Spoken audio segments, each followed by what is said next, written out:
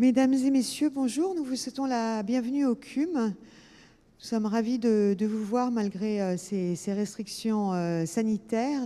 Nous avons le plaisir aujourd'hui d'accueillir Dany Sandron, qui est déjà venu nous parler de Notre-Dame, nous parler des cathédrales.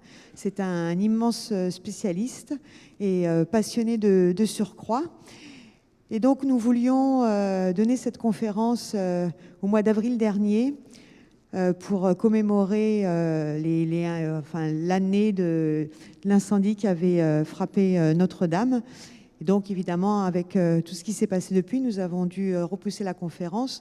Mais de toute façon, comme il va s'agir d'histoire, on n'est pas vraiment dans l'actualité. Vous savez que Notre-Dame a connu bien des tourments depuis le début de sa longue vie qui malheureusement a bien failli se terminer en avril 2019, puisque les pompiers n'ont même pas été sûrs de pouvoir sauver les tours jusqu'au début de la nuit.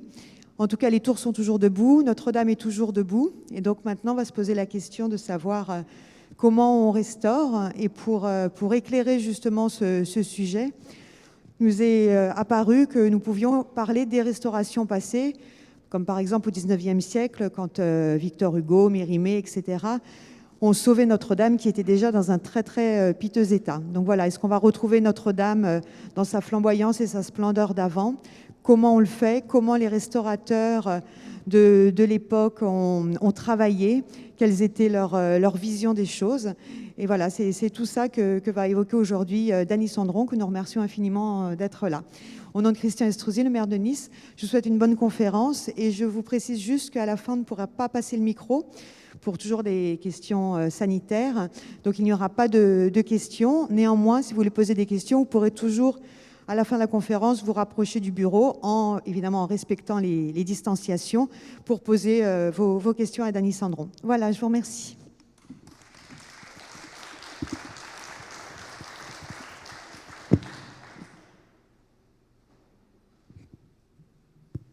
Bien, donc si vous permettez, je retire mon masque, ce sera plus audible, et vu la distance entre le premier rang et l'endroit où je suis, je crois qu'il n'y a pas de difficulté. Je remercie de mon côté Karine Marais et toute l'équipe du CUM pour cette invitation donc, à venir vous parler des restaurations de Notre-Dame de Paris. Évidemment, c'est un sujet d'actualité à la suite évidemment du sinistre du 15 avril de l'année dernière, qui a failli, comme Karine le rappelait, anéantir la cathédrale. Notre-Dame, comme la plupart des grands édifices de ce type, a connu des heures et des malheurs, mais jamais au point d'être menacée autant qu'elle l'a été l'année dernière. Alors, la première mention qu'on ait d'un sinistre dans la cathédrale remonte précisément à 1218, à l'époque où vient tout juste de s'achever la construction du gros œuvre, donc de la structure principale de la cathédrale, même si la partie supérieure des tours n'était pas encore achevée.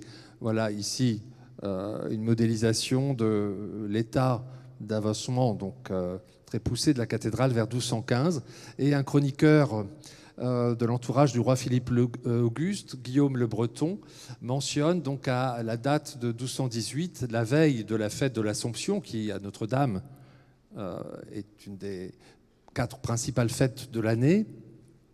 Eh bien, un Anglais, nous rapporte Guillaume le Breton, s'est dissimulé dans les combles du chœur avec l'intention de dérober des objets d'orfèvrerie qui étaient déjà disposés sur les autels la veille donc de la grande fête de l'Assomption.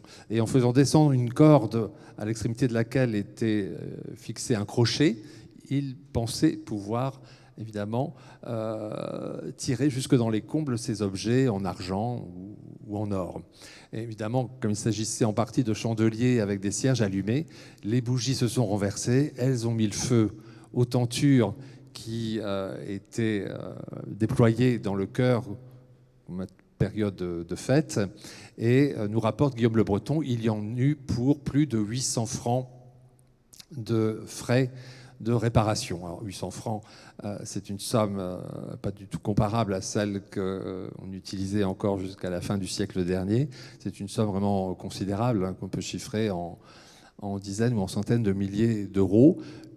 Guillaume le Breton n'insiste pas davantage sur cet incident. Mais c'est intéressant de voir que dans les années qui ont suivi cette date de 1218, eh bien, on va reprendre de manière quand même assez importante les parties supérieures du chœur, puis de la nef. Vous avez ici donc une modélisation vers 1225 qui vous montre donc une réfection des parties hautes avec agrandissement des fenêtres. C'est déjà fait dans le chœur, mais pas encore dans la nef. Et puis, c'est ce qui existe toujours, l'établissement d'une coursière à la base du toit avec un chéneau pour l'évacuation des eaux de pluie qui sont canalisées pour se déverser par le biais des culées d'arc-boutant vers l'extérieur. Alors, je ne fais pas un rapport de cause à effet entre l'incendie déclenché par ce voleur dissimulé dans les combes de 1218 et ces importants travaux de transformation des parties hautes du chœur, mais peut-être qu'on a en quelque sorte tiré profit de cet incident pour modifier les parties hautes de la cathédrale. Alors, une intervention très hypothétique. Les sources qui nous renseignent sur les restaurations de Notre-Dame, les travaux qui sont menés sont quasi inexistantes pour l'époque de la construction de la cathédrale. Les premiers comptes qui se rapportent donc à des travaux d'entretien, de réparation, etc., ne sont pas antérieurs aux années 1330, c'est-à-dire plus de 150 ans après le début du chantier de la cathédrale gothique. Alors ces comptes qui sont encore en partie inédits, je travaille à les publier,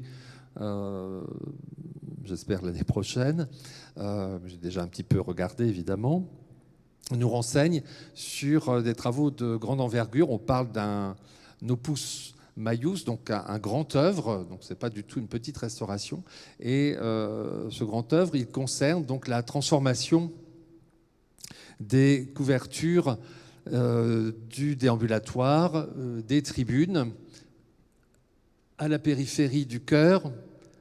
Donc vous avez ici sur cette maquette datant de 1843, donc juste avant la grande restauration de Viollet-le-Duc que je vais évoquer tout à l'heure.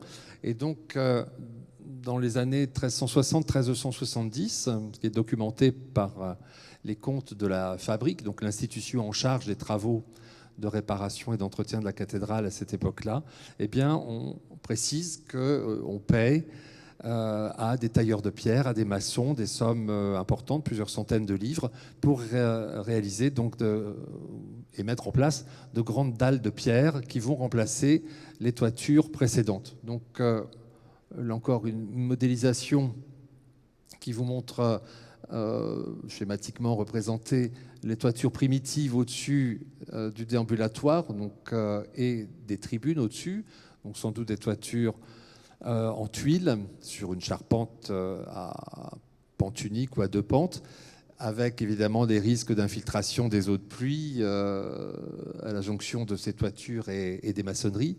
Et pour y faire face, eh bien, on a décidé, là encore plus d'un siècle et demi avant la mise en place, après la mise en place de ces toitures, de les remplacer par des toitures en terrasse en pierre, ce qui est assez étonnant hein, pour le nord de la France. On n'a pas rencontré d'équivalent. Ça nous renvoie plutôt à une architecture méridionale. On peut citer par exemple la cathédrale de Narbonne, dont le chœur a été construit entre 1272 et 1322, donc achevé quelques décennies seulement avant la transformation du chevet de Notre-Dame de Paris.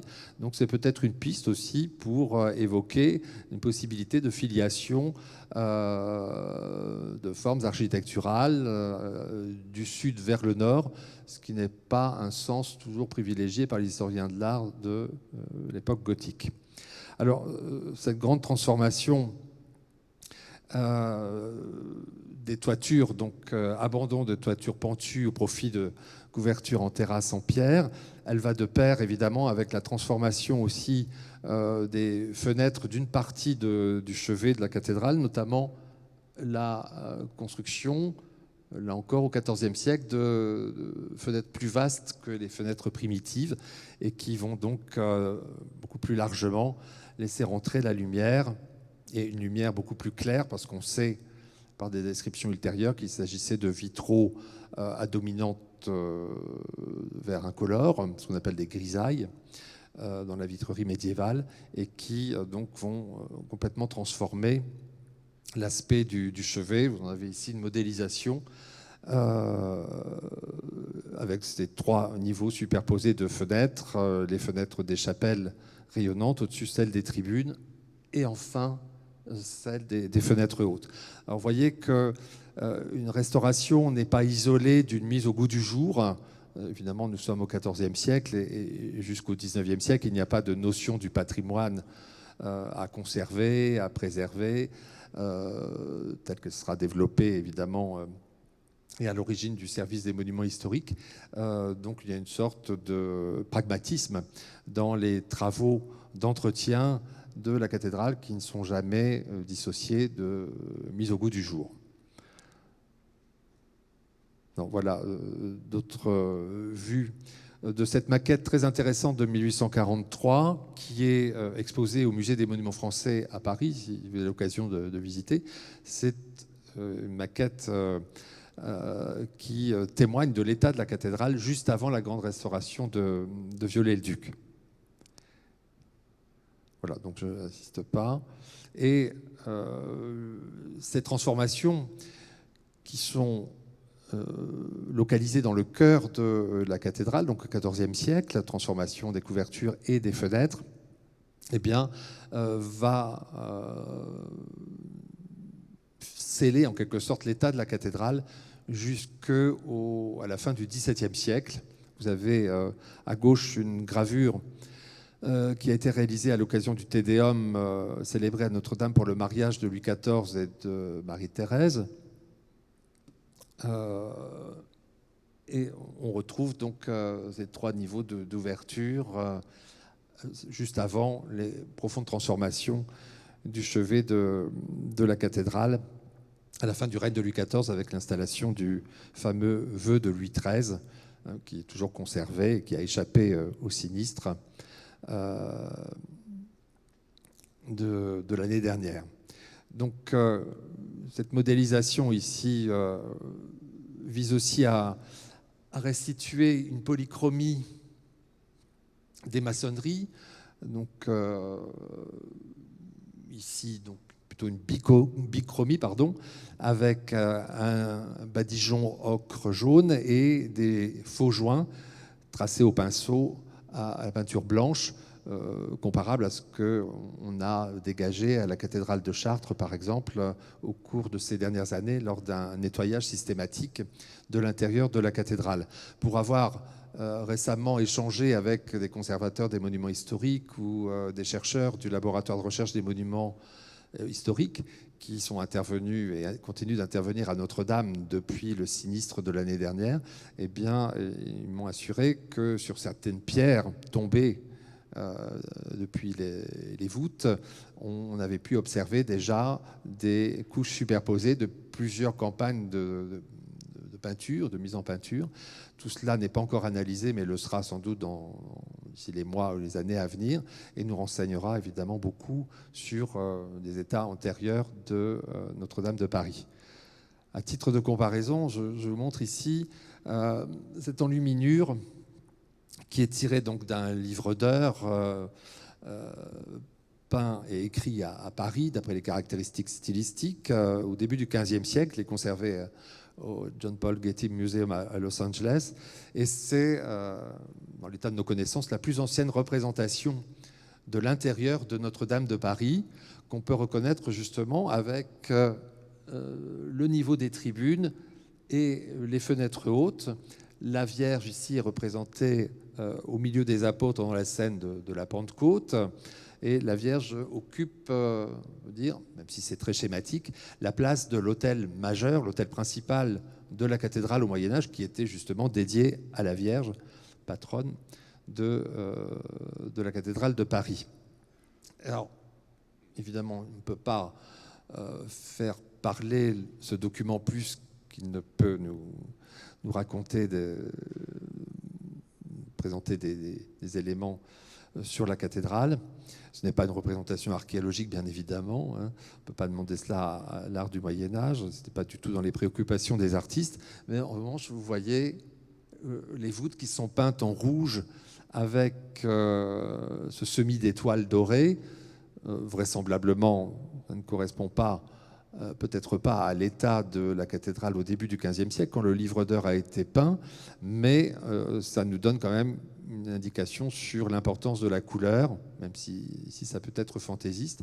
Et je répète donc les analyses à venir des parements de la cathédrale, des éléments lapidaires récupérés dans les décombres, vont sans doute nous apporter beaucoup d'éléments. La cathédrale a connu certains travaux de restauration qui sont mentionnés souvent très très brièvement au cours des siècles ultérieurs, donc fin du Moyen-Âge, XVIe, XVIIe siècle. Mais la plupart du temps, ces travaux ont été effacés au cours des restaurations plus lourdes du XIXe siècle, notamment à l'époque de Viollet-le-Duc. On sait quand même que à la croisée du transept, donc à l'intersection des deux principaux vaisseaux de la cathédrale, le vaisseau longitudinal, donc la nef puis le chœur, et le vaisseau transversal, ce qu'on appelle le transept. Donc à leur intersection, on emploie le terme de croisée. La voûte présentait des signes inquiétants, donc de fissuration, au tout début du XVIe siècle. Et donc, dans les contes de la fabrique, il y a des échanges entre chanoines, maîtres d'œuvre. Donc, il y avait toujours un architecte en place, donc responsable des travaux d'entretien de la cathédrale, des bâtiments alentours, le palais épiscopal, les maisons des chanoines, l'hôtel-Dieu aussi, le grand hôpital qui se présentait donc à l'ouest de la façade de la cathédrale. Et donc, l'architecte Jean Moirot donc, est sollicité par les chanoines. Et donc, de manière tout à fait fortuite, nous conservons des éléments de ces échanges. Alors, la situation n'est parfois pas très différente de celle qu'on peut rencontrer à des époques beaucoup plus récentes. Les chanoines trouvent le devis présenté par l'architecte trop élevé et donc préfèrent reporter les travaux et finalement confient sans doute à son maître des œuvres de charpenterie, donc le charpentier en chef de Notre-Dame, la mission donc de réaliser un échafaudage intérieur en bois qui va être dressé donc sous la voûte de la croisée du transept afin d'examiner cette voûte même. Le projet de l'architecte Moirot, lui, était beaucoup plus ambitieux, c'était de reconstruire une voûte avec des motifs étoilés tels qu'on les rencontre à la fin du Moyen-Âge, des voûtes dites aliernes et tiercerons, un projet qui n'a pas été réalisé. Alors, on ne peut pas préciser quelle a pu être l'intervention réelle au début du XVIe siècle, puisque cette voûte du transept a été refaite au début du XVIIIe siècle, où elle montrait encore des signes de faiblesse, par l'architecte Beaufranc, un des grands architectes de cette période-là, donc vers 1725. Et c'est cette voûte, évidemment, qui s'est effondrée avec la chute de la flèche l'année dernière. Beaufranc a aussi démonté et reconstruit la grande rose du bras sud du transept, celle qui donne sur le petit bras de la Seine. Mais là encore, on n'est plus en mesure de le juger, puisque cette rose a été à nouveau démontée et remontée par Viollet-le-Duc dans les années 1850. Donc on ne peut pas s'étonner, évidemment, que certaines parties de Notre-Dame, d'une légèreté quand même tout à fait inédite à l'époque de leur construction, cette rose a été mise en place donc vers le milieu du XIIIe siècle, Donc au bout de quelques siècles, évidemment, les meneaux de pierre de très faible section et d'une très grande longueur, les armatures métalliques qui ont pu s'oxyder, etc., pouvaient faire éclater la pierre, ce qui mettait en péril, évidemment, l'ensemble de la composition, d'où un premier démontage et remontage au début du XVIIIe siècle et à nouveau au milieu du XIXe siècle. Alors, le XVIIIe siècle s'est signalé aussi, on ne peut pas parler véritablement de restauration, mais plutôt de mise au goût du jour drastique, avec l'élimination de quantité d'éléments remontant au Moyen-Âge, de mobilier liturgique, de tombeaux, etc. Et puis, ce qui est beaucoup plus visible dans l'aspect général de l'édifice, c'est la suppression de la quasi-totalité de la vitrerie médiévale, qui devait être très colorée, au profit de verre blanc, de manière à inonder la cathédrale de lumière très claire, qui était revendiquée par les chanoines, qui devait leur faciliter évidemment la lecture des textes sacrés pendant la célébration des offices et qui correspondait à une nouvelle esthétique. À la même époque, on fait venir des peintres italiens, des peintres en bâtiment, hein, pas des artistes, pour blanchir l'intérieur de la cathédrale. On trouvera peut-être des traces justement de ces badigeons du XVIIIe lors de l'analyse des éléments de maçonnerie de la cathédrale au cours de la Restauration. Donc cette gravure du XVIIIe siècle montre évidemment un aspect de la cathédrale, bon, c'est peut-être un peu exagéré, mais un espace inondé d'une lumière très claire, évidemment, qui est très éloigné de l'ambiance médiévale, qui est plutôt rapprochée d'édifices mieux conservés comme la cathédrale de Chartres, avec des lumières saturées créées par les verres bleus et rouges, dominantes bleues et rouges, des vitraux. Avant même la Révolution, la cathédrale avait subi certaines transformations liées à des impératifs liturgiques. Le plus visible concerne le portail central, qui jusque 1771 donc, se présentait comme les portails latéraux avec un trumeau au centre, donc deux vantaux de bois séparés par cet élément de pierre qui soulageait au milieu les compositions superposées des linteaux et du tympan, comme on le voit ici sur cette gravure de 1699. L'architecte Soufflot, donc célèbre évidemment pour la construction du Panthéon, a travaillé pour le chapitre de la cathédrale de Paris. Il a construit une nouvelle sacristie, sacrifiée par Viollet-le-Duc un siècle plus tard. Et puis, donc, à la demande du clergé de la cathédrale, il a supprimé le trumeau et, comme vous le voyez ici, et également la partie centrale de linteau qui fait place à un arc brisé, donc de manière à augmenter la taille de la porte elle-même pour laisser passer le dais des processions, beaucoup plus monumental, que les dais des processions médiévales. Donc ici, ce n'est pas une restauration, évidemment, c'est une transformation assez violente, évidemment, de ce portail. Je vous signale que les vantaux de ce nouveau portail, évidemment, sont dus aussi à l'intervention de Soufflot. Ils ont été au XIXe siècle déplacés et conservés dans les tribunes de la nef. Ils ont échappé à l'incendie et aux dégâts. Donc, je pense qu'on les trouvera présentés dans quelques années, sans doute, pas avant, dans ce qui va devenir sans doute le musée de l'œuvre de la cathédrale, peut-être dans une partie des bâtiments de l'ancien hôtel-Dieu à proximité de la cathédrale.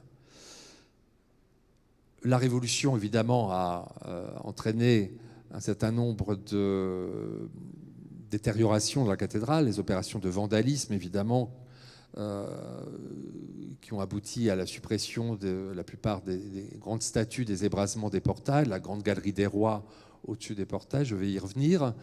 Et puis, évidemment, pendant plusieurs années, il n'y a pas eu d'entretien du bâtiment, et c'est toujours très, très dommageable, évidemment, puisque un édifice de cette envergure, de cette complexité, nécessite un entretien constant. Et le Moyen-Âge, contrairement à des visions parfois très négatives qu'on a de cette période, on était bien conscient, en maintenant toujours sur place la présence d'un architecte, d'un charpentier en chef, de maçons, tailleurs de pierre, forgerons, maître verrier, avec une loge, ce qu'on appelait une loge, donc un endroit, une construction où on pouvait travailler à l'abri, même surtout lors de la mauvaise saison en hiver, où on conservait les outils et également éventuellement des archives, des documents qui pouvaient servir pour des restaurations ultérieures. C'est ce qui subsiste encore, un cas unique en France, à Strasbourg, avec l'œuvre Notre-Dame, qui existe en nombre plus important dans les pays germaniques, en Allemagne, en Autriche, etc., mais qui subsistait à Paris jusqu'au début de la Révolution. Donc la cathédrale est rouverte au culte en 1802.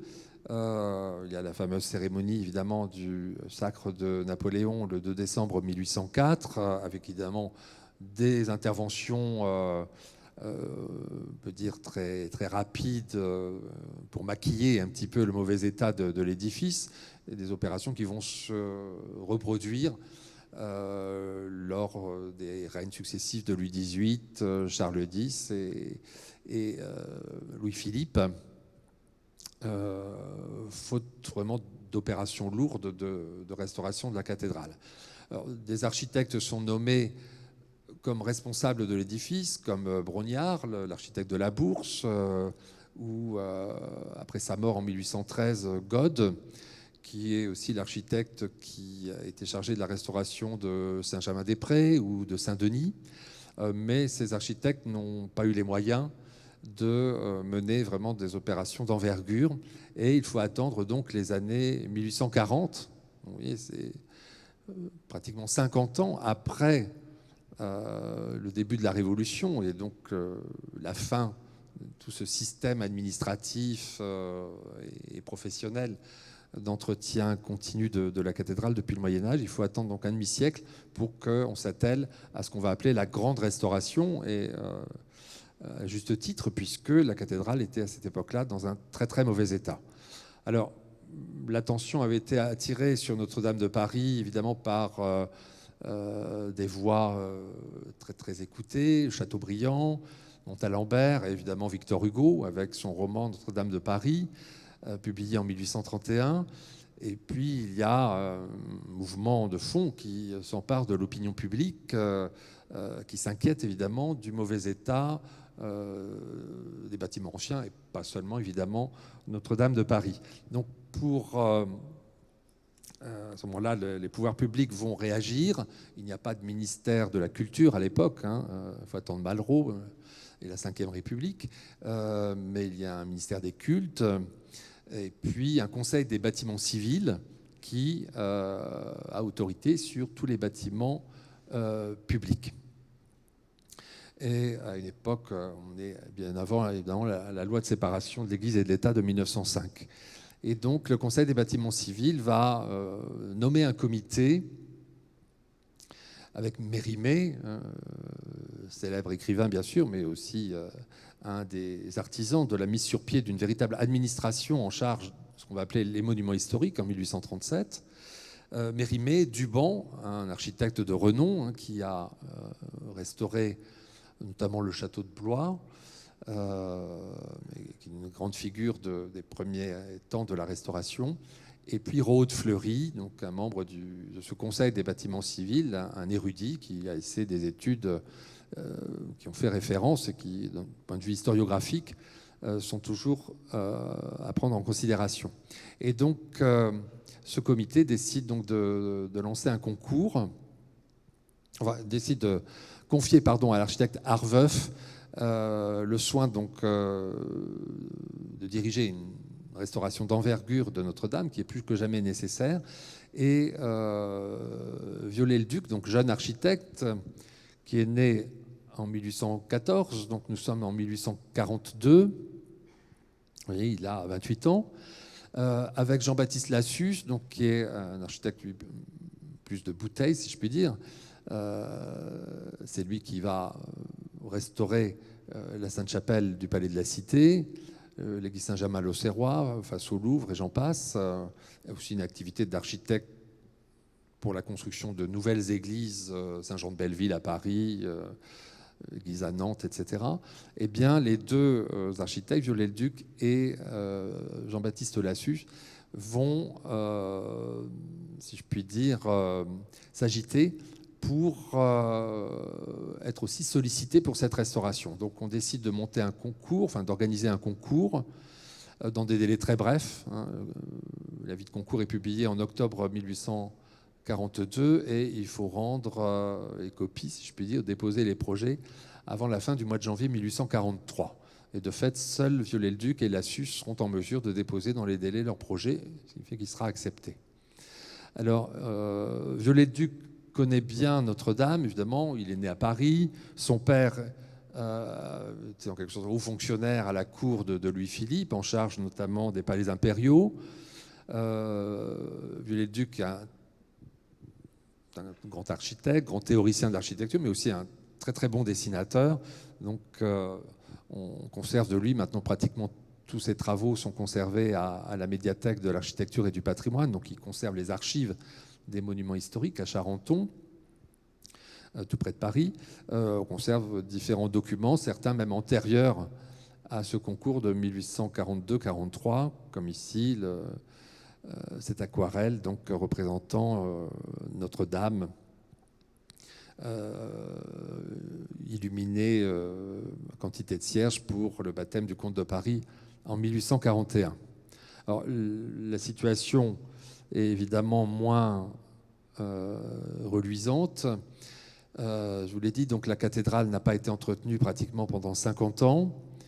Elle a subi évidemment le vandalisme révolutionnaire, etc. Des expériences plutôt malheureuses menées ponctuellement par des architectes dans la première moitié le premier tiers du 19e siècle, des restaurations qui faisaient usage de nouveaux matériaux, ce qu'on appelait le mastic de Deal. C'est un mélange d'huile de lin et de ciment, mais qui, au séchage, donc, devient pulvérulent, donc qui perd évidemment sa fonction d'être. Aussi l'abus d'agrafage de dalles de pierre sur les parements de l'édifice, notamment sur le pourtour des chapelles latérales. Et avec l'oxydation des agrafes métalliques, eh bien, ces dalles éclatent et évidemment laissent pénétrer l'humidité au cœur des maçonneries. Donc toute une série d'interventions malheureuses qu'il va falloir donc supprimer et remplacer évidemment par quelque chose de plus durable. Donc Viollet-le-Duc et Lassus déposent un projet qui va être accepté. Donc les travaux vont commencer en 1844. Vu l'ampleur de ce qu'il y a à mener, ils ne s'achèveront pas avant 1865. Donc vous voyez, plus de 20 ans pour restaurer la cathédrale.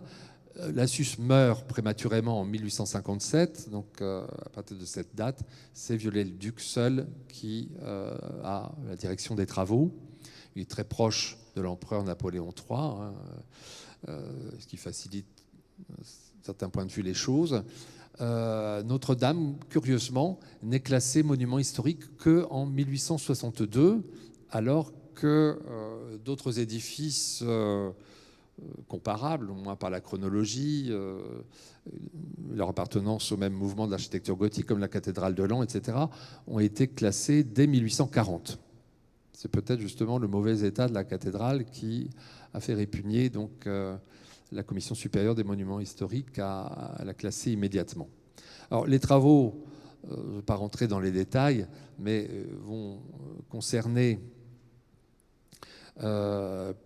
la totalité de l'édifice, mais on peut isoler évidemment des zones particulières comme la façade, les fenêtres hautes, donc le dernier niveau de l'élévation, notamment dans le transept, la réfection aussi des roses, notamment de la rose du bras sud, celle qu'avait déjà reconstruite Boffrand au début du XVIIIe siècle, comme je vous l'ai dit, les arcs-boutants évidemment, et puis je terminerai là-dessus pour la restauration de Viollet-le-Duc, la flèche évidemment, qu'il a restituées.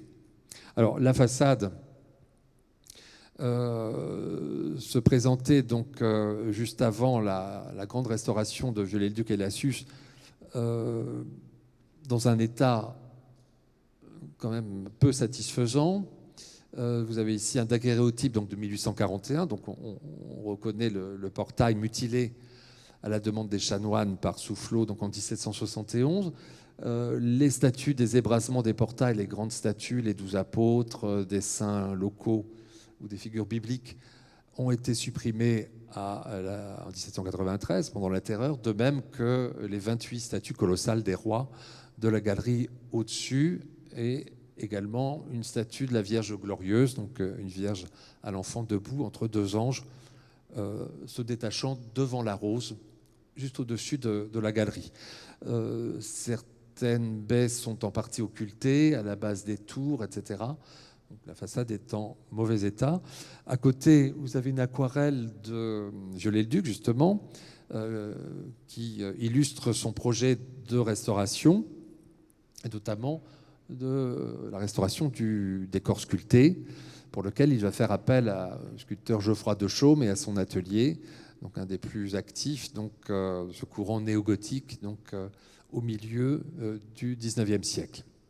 Alors, la restauration du décor sculpté par Viollet-le-Duc, elle est conforme à la sculpture d'origine pour ce qui est de l'iconographie, donc de l'identité des saints, des différents personnages, puisque on les connaît par des gravures, des dessins antérieurs à la Révolution ou par des textes que nous ont laissés les historiens de Paris au XVIIe, XVIe, XVIIe, XVIIIe siècle.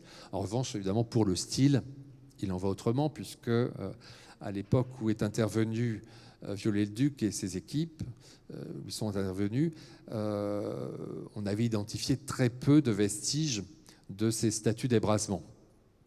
On en avait retrouvé quelques-unes en 1839, utilisées comme bornes pour protéger des accès de maisons dans le quartier des Gobelins. Elles ont été versées au moment de cette découverte dans ce qu'allait devenir le musée de Cluny, qui ouvre quelques années après, en 1843.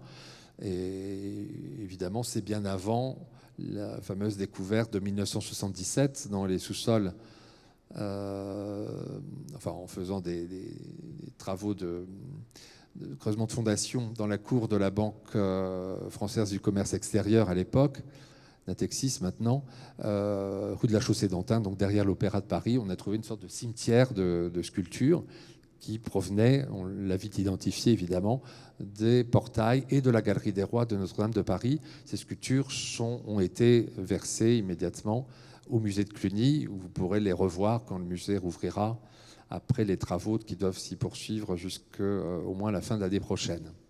Donc Viollet-le-Duc travaille sans modèle archéologique précis. Il va en partie s'inspirer de la statuaire de l'église Saint-Seurin de Bordeaux, qui présente un portail latéral du début du XIIIe siècle, donc contemporain de la cathédrale Notre-Dame de Paris.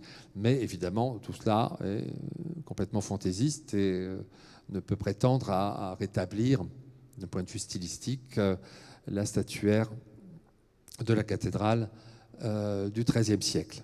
Donc c'est dans cet état, évidemment, que se présente toujours la façade de Notre-Dame, donc avec ses compléments au niveau des grandes statues d'ébrasement. Pour le reste, le décor des soubassements, au-dessous de ces grandes figures, et les voussures, les tympans, tout cela a finalement assez peu souffert du vandalisme révolutionnaire et la période d'incurie qui a suivi. Ce qui fait que Notre-Dame de Paris offre toujours un des plus grands ensembles de sculptures, avec la cathédrale d'Amiens ou de Reims ou Chartres, évidemment, à la période, à peu près la même période. Donc Viollet-le-Duc restitue la façade dans un état pas très éloigné de celui qu'on connaît avant la Révolution. Donc je montre cette confrontation entre une photographie récente, il y a quelques années, de la façade, et cette gravure d'Antier de 1699. Et on peut y trouver évidemment l'illustration de cette théorie de Viollet-le-Duc, restaurer un monument c'est le rétablir dans une unité de style qu'il n'a peut-être jamais connue. Donc c'est une sorte de déclaration assez prétentieuse, hein, qui n'est plus celle qu'on veut suivre maintenant, et je pense qu'il faut s'en féliciter, où Viollet-le-Duc, au fur et à mesure des années, sur la vingtaine d'années et plus qu'a duré la restauration de Notre-Dame, on voit en effet l'architecte prendre de plus en plus de liberté avec l'état médiéval de la cathédrale, ce qui culminera, au sens propre comme au figuré, dans la construction de la flèche. Alors, ici, une photo des frères Bisson de 1857 qui montre la façade en cours de restauration.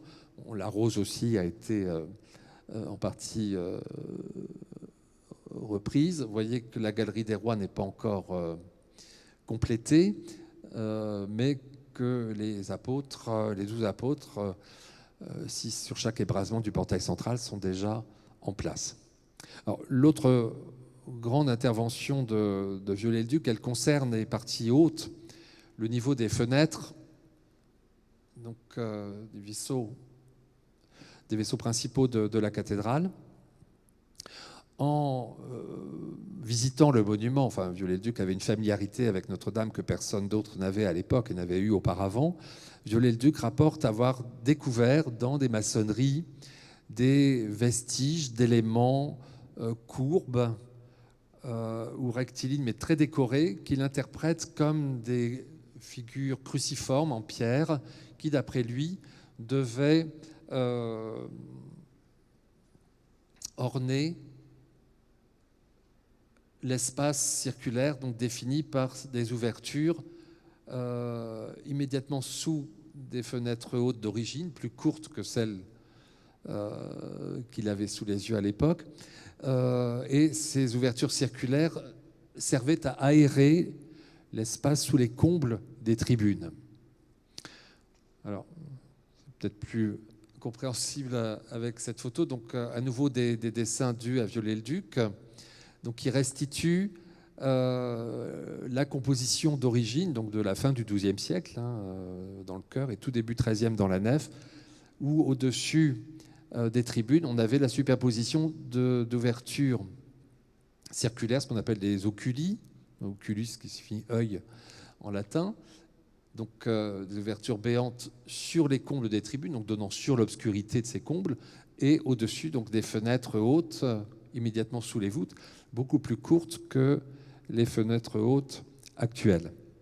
Alors, voilà la restitution qu'en a faite Viollet-le-Duc dans le transept et dans la première travée du chœur et la dernière travée de la nef. Ici, c'est une photo à l'angle du bras sud du transept et du chœur.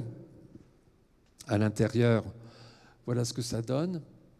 Donc, à nouveau, un croquis par Viollet-le-Duc qui juxtapose donc l'élévation qui était généralisée dans la cathédrale quand il a entrepris la restauration du monument en 1844 et qui résultait d'une transformation effectuée vers 1220-1230 de l'élévation primitive qu'il a représentée ici, parce qu'on est passé de 4, quand on a 4 tribunes, oculi, fenêtres hautes, à 3 niveaux, en agrandissant les fenêtres, et donc ce qui entraînait la disparition de ces oculi.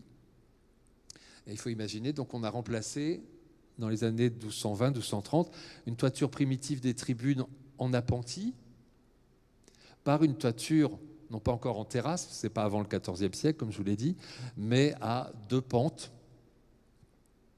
permettant de dégager, évidemment, la partie inférieure des nouvelles fenêtres plus vastes que les précédentes. On a expliqué cette intervention, évidemment, par le souci d'accroître la luminosité de l'édifice qui devait paraître sombre.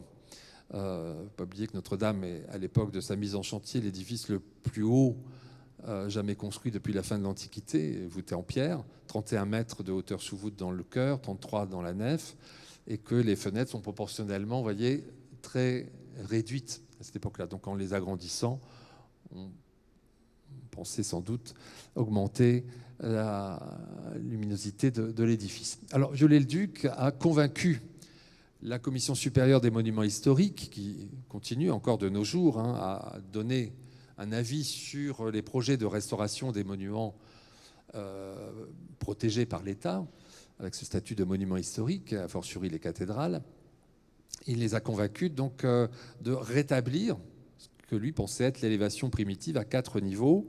D'abord dans le transept, dans le bras transversal du plan croix, puis dans son esprit, il fallait généraliser partout ailleurs dans la cathédrale. Mais faute de crédit, eh bien, cette opération a été interrompue et n'a pas dépassé donc, le transept et les dernières travées, la dernière travée de la nef, la première travée du chœur, contiguë à la croisée. C'est ce que vous avez encore à Notre-Dame, ce qui fait qu'ailleurs dans la nef ou dans le chœur, eh bien, on a conservé l'élévation dans son état après transformation des années 1220-1230. C'est quand même une partie de l'édifice qui est plus authentique que celle, évidemment, sur laquelle est intervenu massivement Viollet-le-Duc, donc surtout dans le transept. Alors, il y a une trentaine d'années, une historienne de l'art canadienne, Chantal Hardy, a repris cette question justement des éléments en pierre décorés que Viollet-le-Duc a découverts et qui l'ont amené à restituer ces oculi ornés de croix ou de motifs de rosaces entre les tribunes et des fenêtres hautes primitives. Alors ces vestiges, ils sont conservés dans les tribunes de Notre-Dame, je pense qu'ils sont toujours, dans des réserves du musée de Cluny, du musée Carnavalet. Il y avait encore des vestiges, il y a encore quelques années seulement, dans le square près de Saint-Julien-le-Pauvre, donc de l'autre côté de la Seine, donc exposés aux intempéries ou éventuellement au vandalisme de qui que ce soit, avant d'être mis à l'abri par la ville. Et Chantal Hardy, donc, elle a publié le résultat de ses travaux dans la revue Le Bulletin Monumental en 1991, a restitué des choses un peu différentes de ce que pensait Viollet-le-Duc, c'est-à-dire dans le chœur des motifs de croix qu'elle a reproduit ici à partir de quelques vestiges, donc avec des bras évasés vers l'extérieur. Et dans la nef et le transept, des motifs plus complexes de ce type, enfin, toujours cruciformes, mais vous voyez, avec des formes courbes. Donc c'est différent de ce que Viollet-le-Duc a, lui, effectivement fait sculpter, des formes plus complexes de double croix inscrite avec rotation de l'une par rapport à l'autre, etc., qui visiblement ne correspondent pas à la réalité dont témoignent les fragments conservés sur place ou dans différents musées. Et donc la restitution qu'elle en a proposée, Chantal Hardy, est celle-ci, donc une élévation à 4 niveaux. Bon, dans les grandes lignes, c'est celle que Viollet-le-Duc avait déjà démontré, mais avec ces motifs de croix dans le chœur qui renvoient à la présence d'un fragment de la croix, une relique donc de la croix sur laquelle le Christ a été crucifié, qui a été solennellement donné à la cathédrale de Paris au début du XIIe siècle, bien avant la mise en chantier de la cathédrale gothique, mais qui a été soigneusement conservée jusqu'à la Révolution, où on perd sa trace. Et donc on a ici un témoignage d'architecture parlante. Donc Viollet-le-Duc s'est peut-être trompé, mais enfin, en tout cas on peut quand même lui rendre hommage pour avoir le premier donc, senti l'importance de ces vestiges sculptés. Il s'est légèrement trompé dans le motif lui-même. Ce qui pose plus problème, évidemment, c'est le fait de les avoir restitués dans toute une partie de la cathédrale, où là, évidemment, partout où vous trouvez dans le transept ces superpositions d'oculi et de fenêtres, c'est entièrement, évidemment, du XIXe siècle. Alors, comme Viollet-le-Duc n'a pas retouché le type des couvertures voisines de ces oculi, qui depuis le XIVe siècle sont des terrasses constituées de dalles de pierre, eh bien, les oculi qu'il a restitués, il a dû les vitrer, parce que sinon il donnait directement sur l'extérieur, alors qu'à l'origine, il donnait sur les combles des tribunes. Donc vous voyez, il y a quand même une grande liberté qui a été prise dans cette soi-disant restitution des deux niveaux supérieurs de l'élévation primitive. Alors la liberté prise par Viollet-le-Duc, elle va encore plus loin dans d'autres restaurations de la cathédrale, notamment pour ce qui est de la réfection des arcs-boutants. Vous voyez ces arcs qui assurent l'équilibre de l'édifice, qui contrebutent les poussées générées par les voûtes d'ogive qui ont tendance à faire s'écarter les murs vers l'extérieur, si elles n'étaient pas justement contributées par des forces opposées générées par ces arcs qui s'appuient contre la partie supérieure des murs. Alors, les arcs-boutants du chœur avaient été refaits au XIVe siècle, peut-être parce que les précédents étaient en mauvais état, donc avec un décor foisonnant de pinacles, donc une sorte de flèche de pierre très acérée, qui donne un aspect beaucoup plus orné au chœur qu'à la nef de la cathédrale. Et sur cette photographie, donc vers 1845, alors la restauration vient tout juste de commencer, on a encore ici le tracé des arcs-boutants, sans doute d'origine, début du XIIIe siècle, peut-être restauré au fil des siècles, ça n'est pas documenté, mais vous voyez, avec des arcs beaucoup plus sobres que ceux du chœur et dépourvus de ce qu'on appelle une charge, c'est-à-dire un couronnement qui forme saillie vers l'extérieur à l'aplomb de la culée de l'arc-boutant, c'est-à-dire ce gros contrefort qui, lui, évidemment, part du sol jusqu'au départ de l'arc-boutant proprement dit. Et Viollet-le-Duc, donc sans aucune preuve, mais il dit qu'il en a trouvé, mais personne ne peut le croire sur ce point, eh bien, va inventer ces tabernacles que vous voyez ici, au sommet donc, des gros contreforts qui permettent de transmettre les forces générées, les poussées générées par les voûtes, relayées par les volets d'arc-boutant jusqu'au sol, et donc d'assurer l'équilibre de l'édifice. Donc il invente, Viollet-le-Duc, ces tabernacles dans un style du début du XIIIe siècle. Donc évidemment, ça peut en quelque sorte correspondre à la chronologie de l'édifice médiéval, mais c'est une invention complète.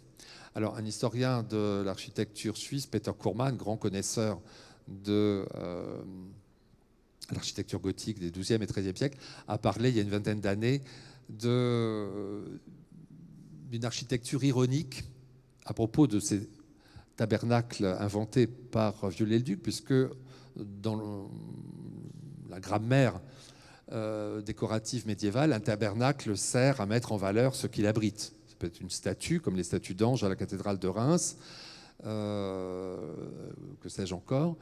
Ici, en fait, ces tabernacles, ils abritent juste des gargouilles, donc des figures monstrueuses que jamais au Moyen-Âge on aurait, c'est un contresens, donc magnifié par cette édicule donc, qui est ici reproduit au sommet de chaque culée d'arc-boutant. Alors, est-ce que c'est un pied de nez de Viollet-le-Duc au clergé? Bon, là, ce serait aller un peu loin peut-être dans l'interprétation, mais ce qu'il faut regretter, évidemment, c'est que ça modifie considérablement l'aspect de la nef de la cathédrale par rapport à son état antérieur, et ça efface en quelque sorte le contraste qui devait être voulu au Moyen-Âge entre une nef beaucoup plus sobre et un chœur beaucoup plus orné, puisque les liturgistes, évidemment, insistent sur le fait que le chœur, qui abrite pas seulement le clergé, mais aussi l'autel principal et les reliques, a beaucoup plus d'éclat, évidemment, que la nef, qui a pour fonction essentiellement d'accueillir les fidèles.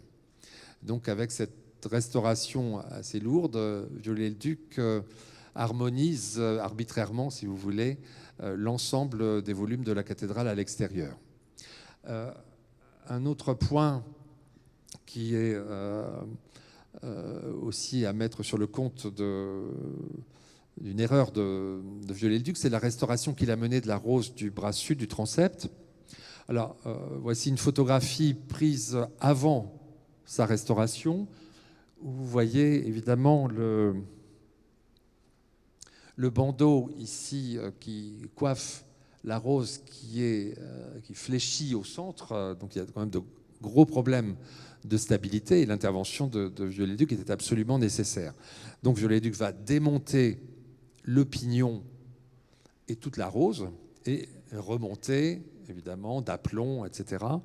Et lorsqu'on compare deux photos, à gauche, donc c'est la même que la précédente, donc avant la restauration de Viollet-le-Duc, et à droite après, donc la rose telle qu'elle est conservée jusqu'à nos jours, eh bien, on se rend compte que c'est pas tout à fait la même chose. Donc c'est pas une restauration à l'identique comme l'avait fait Beaufrand au début du XVIIIe siècle, puisque Viollet-le-Duc a fait tourner la rose de 15 degrés. 15 degrés, c'est pas grand-chose en quelque sorte, mais de manière à obtenir un élément vertical ici qui se prolonge, alors que ce n'est pas le cas dans la rose médiévale et reconstruite après Beaufrand. Aucun élément n'est strictement horizontal ou vertical. Donc c'est une forme évidemment assez sophistiquée, alors que après sa reconstruction par Viollet-le-Duc, la rose paraît plus stable, plus statique, d'autant plus que Viollet-le-Duc a épaissi la taille donc, des meneaux, donc des éléments en pierre taillés. Bon, ce n'est pas sensible hein, sur ces comparaisons de photos. Et puis, il a estimé que ces formes que vous distinguez à l'intérieur de ces triangles, ces têtes de lancette à la périphérie de la rose, ce sont, vous voyez, des trilobes, mais dont chacune des trois parties est pincée. On parle de trilobes épointés. Une forme aiguë, évidemment, qui se répand dans l'architecture gothique, justement, dans les années 1260-70. Et la rose sud du transept est peut-être un prototype de ces formes très aiguës. Pour Viollet-le-Duc, c'est une invention de Beaufrand. C'est un peu étonnant, parce que Beaufrand est un architecte classique. On le voit mal encore. Imaginez une forme gothique tout à fait, de manière fantaisiste. Et en fait, Beaufrand n'a rien inventé du tout, puisque à l'intérieur, au revers de la façade, on a des parties qui n'ont jamais été restaurées, ni par Beaufrand, ni par Viollet-le-Duc, qui présentent ces mêmes triangles épointés. Donc Viollet-le-Duc les a pris pour une invention du XVIIIe et il les a remplacés par des trilobes parfaitement circulaires, enfin en forme de section de cercle, des formes plus rondes, évidemment, mais qui, là encore, ne sont pas conformes à l'état ancien de la cathédrale. Alors, la patte, si je puis dire, de Viollet-le-Duc se manifeste de la manière la plus démonstrative avec la flèche de la cathédrale, qui a disparu, comme vous savez, l'année dernière. Il y avait une flèche à Notre-Dame depuis le XIIIe siècle, mais on est bien en peine pour savoir si elle remontait aux années 1220-1230, au moment où on a transformé le comble avec l'établissement de cette coursière à la base du toit, dont je vous ai parlé rapidement tout à l'heure, ou si c'est seulement dans le troisième quart du XIIIe siècle, après la construction de nouvelles façades du transept avec ces grandes roses, celle du bras sud dont je viens de parler, mais cette flèche, donc sans doute restaurée régulièrement, puisque jusqu'à l'invention des paratonnerres, les flèches étaient quand même très souvent victimes de la foudre. Cette flèche donc a dû être démontée dans les années 1790. Ça n'est pas à cause du vandalisme révolutionnaire, mais c'est parce qu'elle était en très mauvais état et qu'on craignait qu'elle ne s'abatte sur la toiture, entraînant évidemment une catastrophe. Donc elle a été démontée, et puis l'époque se prêtait mal, évidemment, dans les années 1790 à la reconstruction d'une flèche, et donc ça n'a pas été réalisé. Et Viollet-le-Duc a mis un point d'honneur à le faire. Il a étudié ce qui subsistait de la construction médiévale. Évidemment, ce n'est pas ce qui émerge au-dessus du toit, qui avait été démonté à la fin du XVIIIe, mais la souche de charpente, dont il a fait certains dessins, notamment de chapiteaux, ici d'un poinçon, donc d'un élément vertical dans l'axe de la flèche, qui date du début du XIIIe siècle, mais ce n'est pas conservé. Il a pu s'appuyer aussi sur une iconographie, mais enfin assez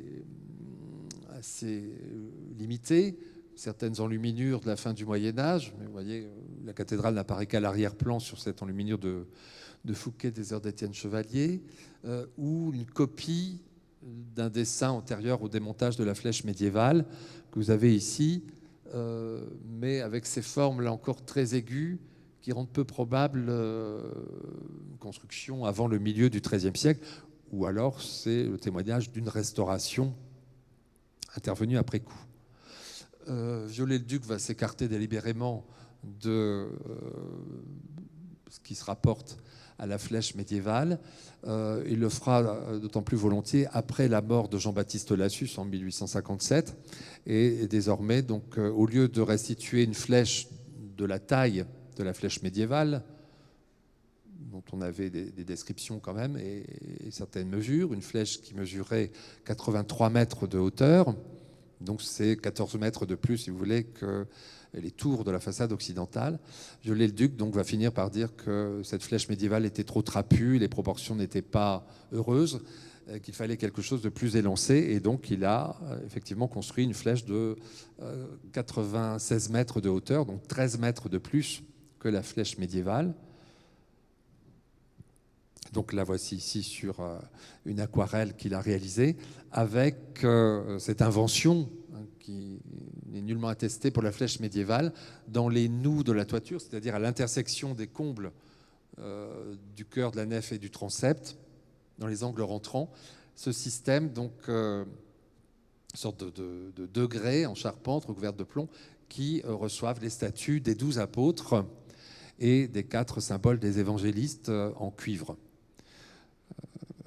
Alors, il maintient que sous le comble en plomb, il restait des traces d'un dispositif comparable, mais pas du décor sculpté figuré évidemment, mais de la charpenterie, toute chose qu'il a fait disparaître évidemment en faisant construire sa flèche terminée en 1860. Voilà le chantier en cours de construction, un gigantesque échafaudage de charpente. Je passe plus vite comme l'heure tourne. Ici, une vue, donc la fin du 19e siècle, après l'achèvement de cette construction. Photographie prise par un cordiste, donc très spectaculaire, au cours d'un examen de l'état de la flèche, dont je vous rappelle, la restauration était prévue, donc, et le démontage, puis un remontage à l'identique dès 2017.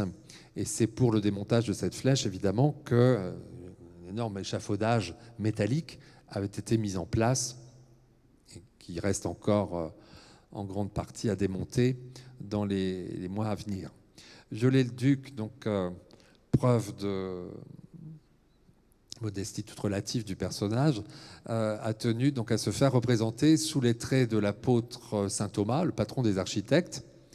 Et vous voyez ici, il se retourne pour admirer sa création, donc la flèche, tenant une règle sur laquelle figure son nom.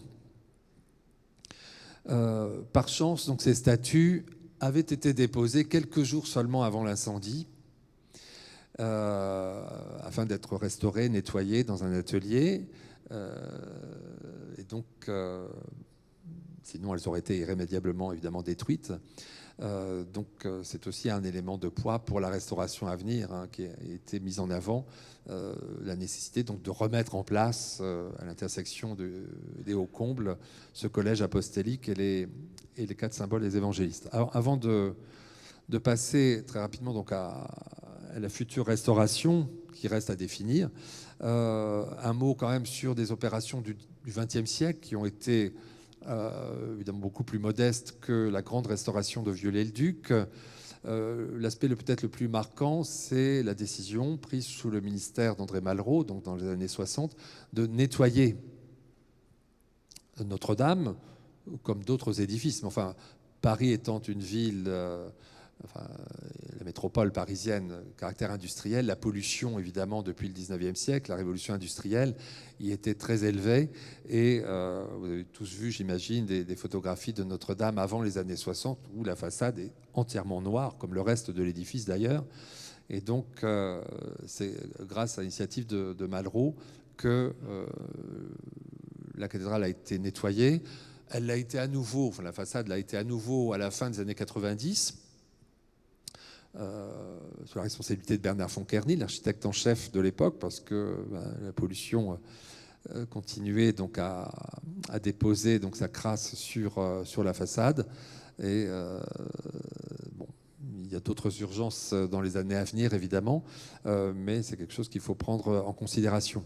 Si le nettoyage des années 60 s'était fait à jet d'eau, si je puis dire, donc avait entraîné sans doute la disparition de vestiges de polychromie, donc de peinture ancienne, la restauration qui a été menée à la fin des années 90 était plus délicate, plus soucieuse donc de préserver des vestiges des corps anciens de la cathédrale, notamment au niveau des portails ou des arcades de la Galerie des Rois, et ça a pu apporter la preuve que ces parties de la cathédrale étaient quasiment entièrement peintes au Moyen-Âge de couleurs très très vives. Donc voilà la cathédrale dans l'état où elle se trouvait il y a quelques années.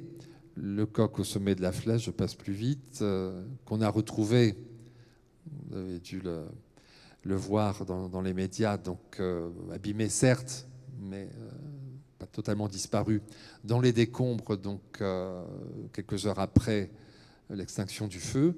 Vous voyez ici exposé au ministère, à l'époque,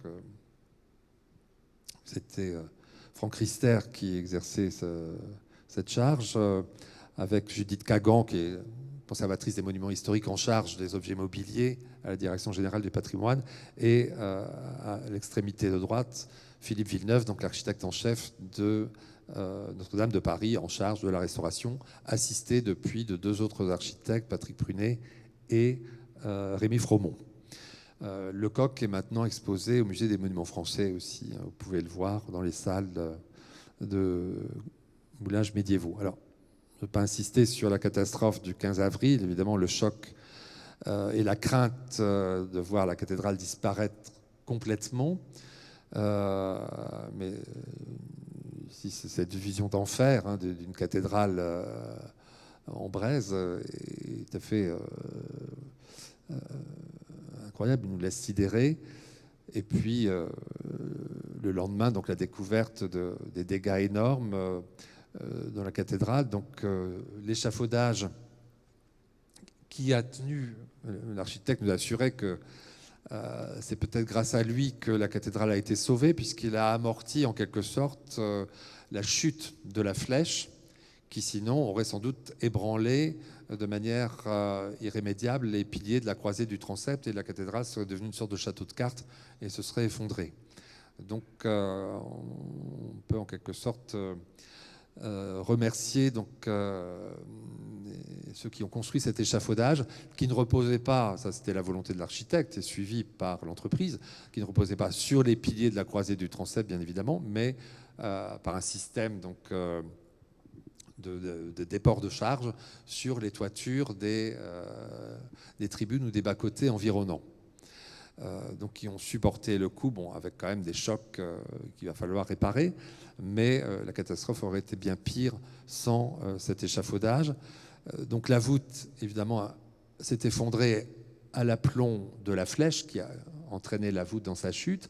Comme la flèche s'est cassée en deux, il y a ces fameuses scène au cours de l'incendie, donc dans la soirée du 15 avril, eh bien, la partie haute de la flèche, en se cassant, est venue tomber au-dessus de la nef, dont elle a éventré une des voûtes. Et puis, donc c'est ce que vous apercevez. Pardon, donc la voûte de la croisée, une portion de voûte de la nef sur laquelle est tombée l'extrémité de la flèche, et puis il y a également une portion de la voûte du bras nord du transept qui a été éventrée et que vous retrouvez ici, et de même que deux trous de plus petite taille dans la voûte donc, du rond-point à l'extrémité du chœur, donc dans l'abside polygonale. Et ces trous ont permis de réaliser que la voûte à cet endroit-là ne faisait pas plus de 10 cm d'épaisseur. Donc c'est quelque chose qu'on n'avait pas déterminé, même s'il y avait eu des relevés précis de la cathédrale. 10 cm d'épaisseur, donc vous imaginez la finesse de la structure de Notre-Dame, donc des voûtes de 12 mètres de large, lancé à 31 mètres de hauteur avec seulement 10 cm d'épaisseur. Alors que dans d'autres édifices, comme la cathédrale de Soissons, contemporain à peu près, on a des épaisseurs de 30 cm minimum. Donc ici, on a une réduction au tiers de ce qu'on rencontre dans des édifices comparables. Et c'est une des qualités de l'architecture de la cathédrale de Paris. Et c'est un nouveau miraculeux qu'un édifice de cette finesse ait pu subsister après cet incendie dramatique. L'autre crainte, c'est évidemment que la chaleur de l'incendie ait calciné la pierre en profondeur. Donc les études depuis se poursuivent, mais il faut procéder pierre par pierre. Donc ce sont des dizaines de milliers de pierres qu'il va falloir analyser. Parce qu'une pierre calcinée perd de sa résistance, et à ce moment-là, ne sera plus capable d'exercer sa fonction de support ou de couverture quand il s'agit de pierres des voûtes. Donc on ne prendra pas la responsabilité évidemment de rouvrir la cathédrale si on n'est pas certain que les voûtes vont tenir. Donc là, il y a un travail quand même patient à mener. Même chose pour certains éléments de support, ici des éléments de fenêtre qui ont éclaté sous la chaleur de l'incendie. Il va falloir tester pour savoir s'il faut les remplacer en totalité ou seulement en surface. Donc, des filets ont été tendus évidemment très tôt pour empêcher évidemment que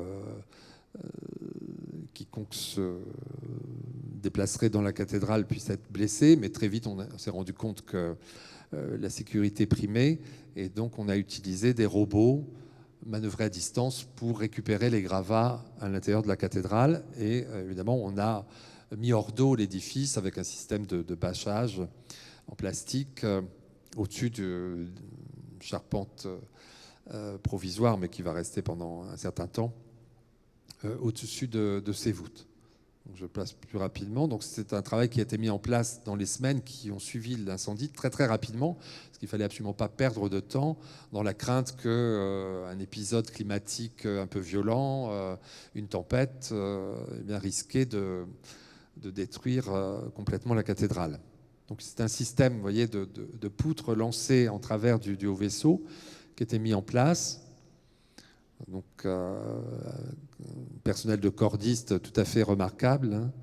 Vous avez peut-être entendu lors de différents reportages pour diffuser pour le premier anniversaire du sinistre, que revoici, et généralisé donc sur la totalité du haut vaisseau longitudinal.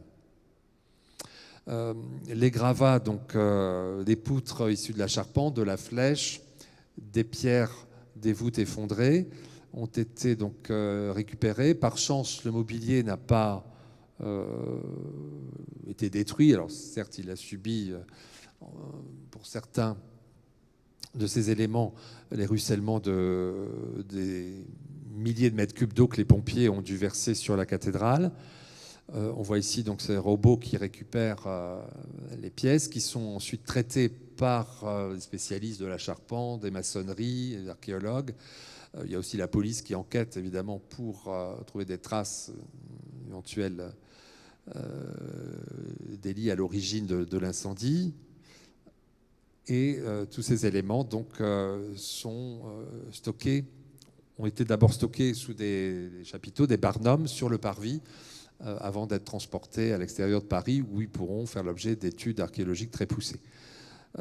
Certains éléments posaient beaucoup de questions, enfin, suscitaient beaucoup d'inquiétudes plutôt, comme les pignons donc, qui couronnent les façades du transept, donc ces triangles correspondant à la pente de la toiture à deux pans du transept, et qui n'étaient plus justement étayés par cette toiture qui avait disparu dans l'incendie et qui risquait évidemment de s'affaisser, entraînant à nouveau des dommages irrémédiables. Sachant en plus que, comme vous voyez, ces pierres noircies sont fragilisées du fait qu'elles ont été calcinées. Donc, détail ici du bras sud, après le bras nord. Donc on a également donc, lancé une charpente au-dessus des extrémités du transept et puis des étais qui permettent de stabiliser ces pignons du transept et les empêcher évidemment de se déverser vers l'intérieur ou l'extérieur. On a aussi tendu des filets pour raidir ces parties hautes des façades du transept. On a déposé également la totalité des vitraux du 19e ou du 20e, ces vitraux des fenêtres hautes, qui avaient relativement bien traversé le phénomène de l'incendie, l'épisode de l'incendie, par quelques fêlures, nous a-t-on signalé. On n'a pas encore démonté les vitraux des roses, qui sont les seuls vitraux médiévaux du XIIIe siècle, parce que là, c'est très très délicat, mais je pense que c'est dans les mois qui viennent, une fois que l'échafaudage central aura été démonté. Et donc, vous voyez, les ouvertures dépourvues de vitraux sont étrésillonnées, justement pour éviter tout mouvement des maçonneries. Alors, des capteurs ont été installés par les équipes de la maîtrise d'œuvre partout dans la cathédrale pour enregistrer en continu d'éventuels mouvements des maçonneries. Ce qu'on nous a dit, c'est que, là encore, c'est admirable, la cathédrale bouge très peu. Sinon, évidemment, ce sera un gros problème.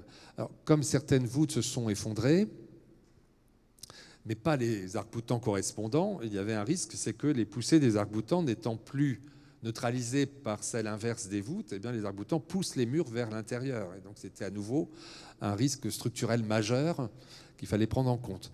Et donc très rapidement aussi, tous les arcs, les volets d'arcs-boutants ont été cintrés par en dessous. Un système, vous voyez, de construction de cintres en bois, généralisé partout, dans le chœur, la nef, etc. Ce qui fait qu'actuellement, les arcs-boutants ne jouent plus leur rôle. Et évidemment, les murs par-dessus les voûtes sont également étrésillonnés par ce système de charpente.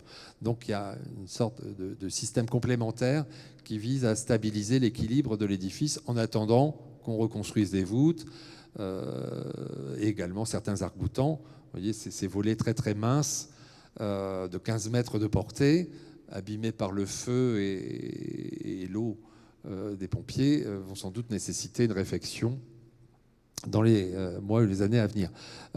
Grosse inquiétude également sur certains piliers à l'extrémité de la nef, là où bonne part de charpente et de la flèche, après avoir crevé les voûtes, s'est abattue et continué à se consumer.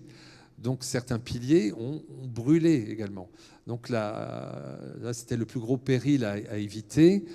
C'est que, évidemment, cette pierre éclatée, pulvérulente, eh bien, empêche le pilier d'exercer sa fonction principale, de supporter évidemment les superstructures. Et évidemment, si un pilier tombe en poussière, eh bien, tout le reste de l'édifice va suivre, les parties hautes.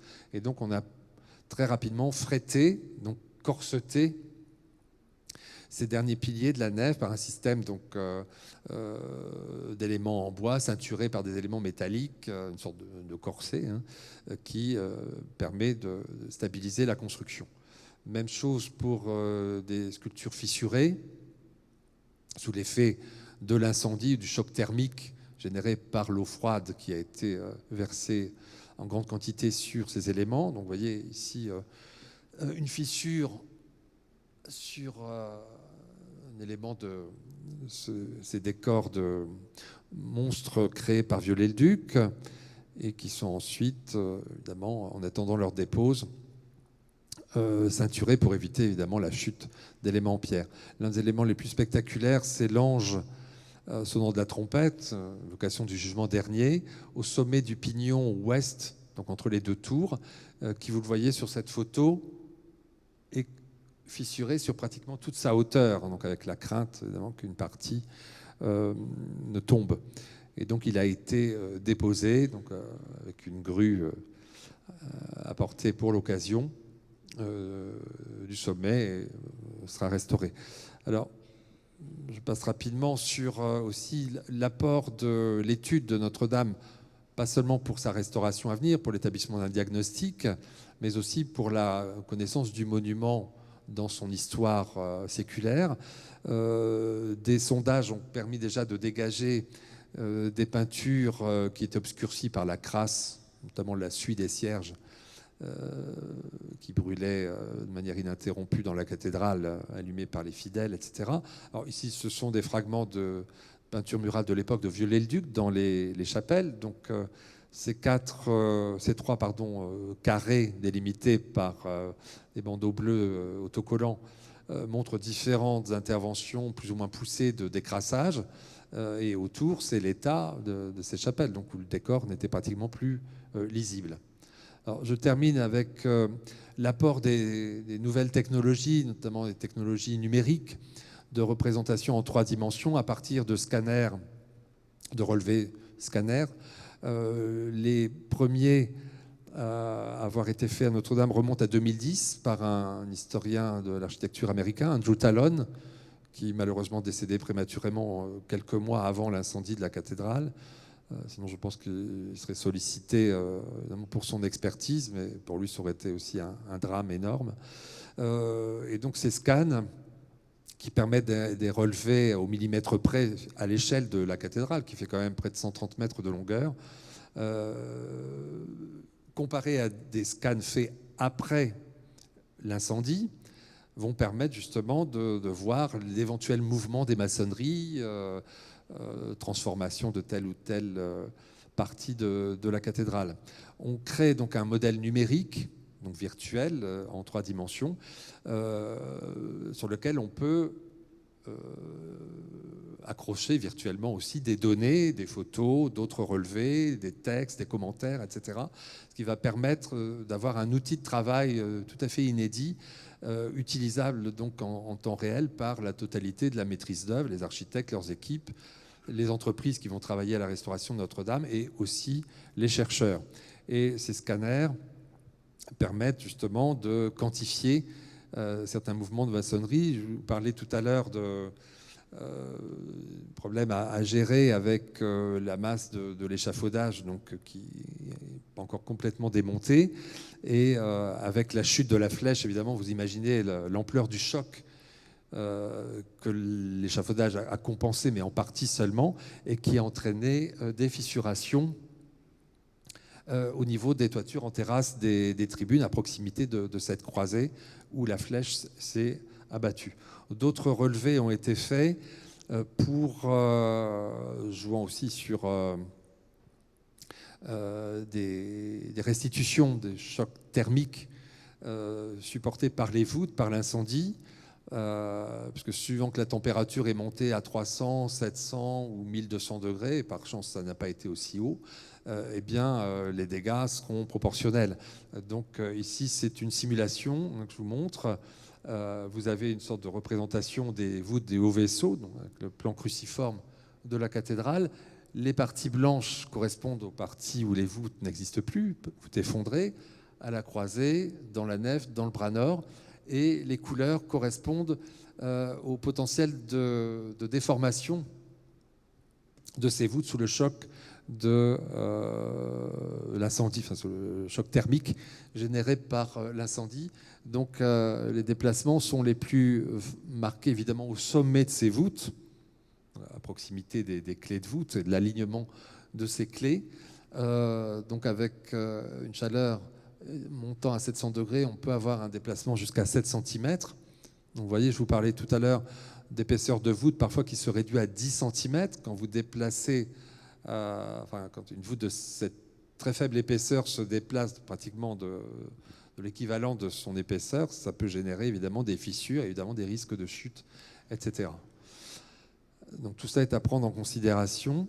La charpente, tout le monde a pleuré évidemment sa disparition. Vous savez qu'à la suite donc, de première réunion du Conseil scientifique qui s'est tenue donc fin juin sous la présidence du général Georges Lain, nommé par le président de la République, il était décidé que la restauration de la cathédrale se ferait à l'identique de l'état avant le sinistre, conformément à la charte de Venise, un document de 1962 qui précise que restaurer un monument, c'est le rétablir dans le dernier état connu. Donc celui à la veille de l'incendie. Notre-Dame est un monument historique, évidemment, classé. Il y a un code du patrimoine qui oblige aussi à restaurer dans la fidélité des états antérieurs.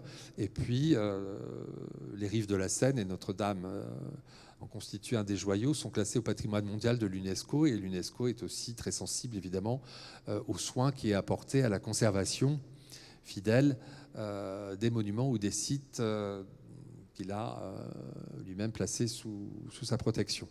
Donc la charpente a disparu. On en a des relevés précis, scanners notamment, d'abondantes photos. Toute cette documentation est en cours est en train d'être rassemblée. Donc ce sont des dizaines, des centaines de milliers de documents donc, qui aussi vont être mis sur une base de données accessible à la maîtrise d'œuvre, etc. Et donc on peut très bien reconstituer une charpente en chêne, enfin reconstruire pardon, une charpente en chêne en utilisant les mêmes types d'assemblages que ceux de la charpente donc, du XIIIe siècle. Qui couvrait donc la nef et le chœur de la cathédrale jusqu'à l'incendie. Les charpentes des bras du transept avaient été complètement refaites par Viollet-le-Duc au XIXe siècle. Et c'est la même chose pour la flèche du XIXe siècle, évidemment, dont on a à la fois des maquettes en bois réalisées à l'époque de sa conception par Viollet-le-Duc et quelques décennies après. Celle-ci est à gauche, donc sur fond rouge, est au Musée des Monuments Français. Et puis aussi des maquettes virtuelle en 3 dimensions. Donc on peut manipuler pour essayer de cerner en l'agrandissant tel ou tel détail qu'on jugerait nécessaire de reproduire. Donc rien n'empêche évidemment d'imaginer d'ici quelques années donc à nouveau une flèche à la croisée du transept de la cathédrale à l'identique donc de la flèche de Viollet-le-Duc avec le collège apostolique et symbole des évangélistes en cuivre qui ont été épargnés puisqu'ils ont été, Dieu soit loué, donc déposés juste avant le sinistre du 15 avril dernier. Voilà, je vous remercie de votre attention.